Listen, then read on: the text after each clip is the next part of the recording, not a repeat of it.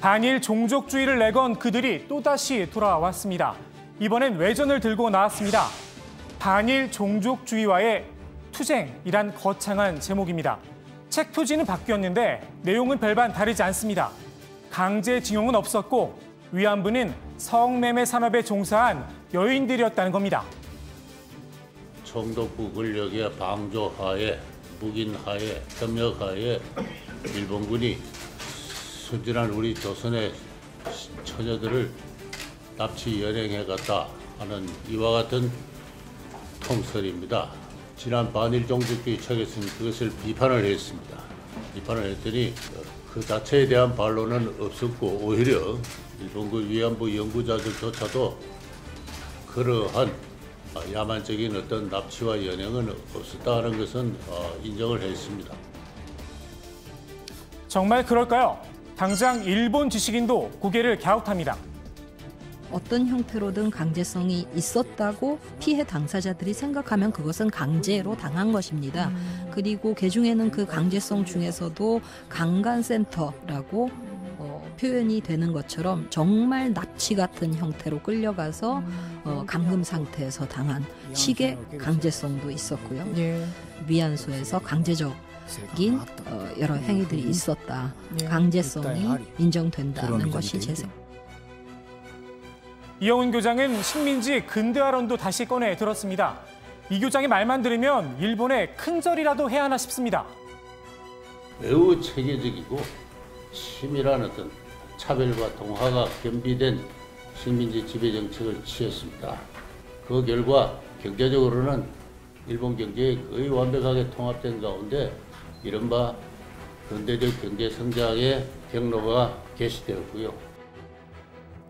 이걸 굳이 반박해야 하나 싶었는데 와다하르키 교수가 역시 수고를 덜어줬습니다. 교육을 하지 않으면 그 사람들을 병사로 만들 수도 없고 노동자로 만들 수도 없고 그러니 뭔가 지배를 위한 수단으로 한 것입니다.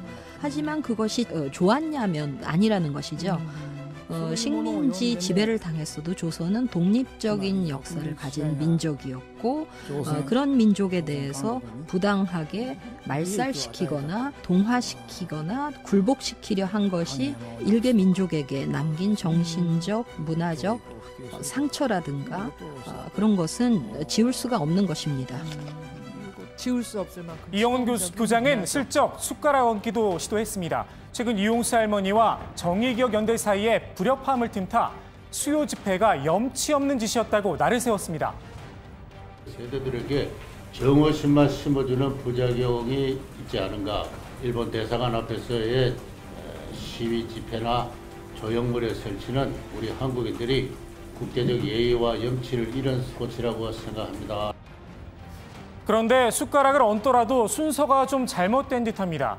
지난해 이용수 할머니가 했던 말 벌써 잊어버리신 건 아니시겠죠? 이 할머니의 이 질문에 대답을 하는 게 먼저가 아닐까 싶습니다. 지 눈으로 봤을까? 지 눈으로 보고 끌려갔는데 가봤는가? 내가 끌려가서 대만 신주 가미가제 끌려가서 당한 나로서 눈으로 보이나? 똑똑히 봐라. 역사에 산 정인 이용수가 지금 너한테 이 얘기를 하고 있다. 가미가제 부대로 가가지고 죽지 않고 살아온 피해자가 있잖아. 이렇게 보이잖아. 이영훈 교장의 주장, 이제 놀랄 일도 아닙니다.